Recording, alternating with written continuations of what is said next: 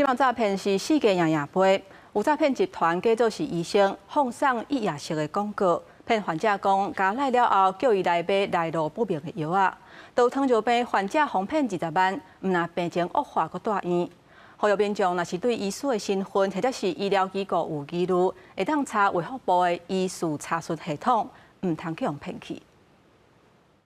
诈骗的手法一直变化，刑事局发现，涉及诈骗集团假冒无同科别的名医，做真侪广告，诱骗病人加入来咨询，用设计好的专业话术来引导进行诈骗，开真侪钱买来路不明的特效药，结果是开钱过伤身体。被害人跟他对话的时候，就有说我是杨医师的助理，因为杨医师病人很多，所以偶尔才会回复，由我来关心你病情。住院治疗之后，才发现他们是遇到假医师。 刑事局指出，一个老人因为得到糖尿病，和社群平台顶面假冒这中期病医名医杨宪宏的假广告吸引，点入去了后，加入中医养生的赖户头进行假的网络问诊，前后总共开20万买伊推荐的假特效药，结果病情反倒转恶化，也断医治疗。 有人告诉我看到那个广告嘛，我就进去看，顺便截图，我就赶快去警察局备案，怕说很多民众不知道，以为真的是我在卖药，然后就买了吃到伤到身体。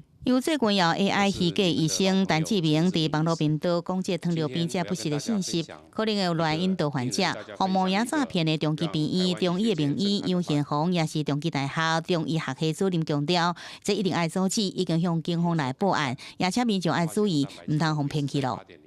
现在使用网络的时候，都要有一些警觉性啊，金流不要随便汇钱给别人，资料也不要随便给别人。透过这种双重的那个验证，比较不会受到诈骗或损失。 治安专家提醒民众，莫互网络的假广告骗去，以免开钱阁伤身体。也若警方是呼吁讲，医疗行为应该伫实体医疗院所来进行。若是对这个医师的身份，也是医疗机构有怀疑，会使去卫福部医事查询系统来确认。记者综合报道。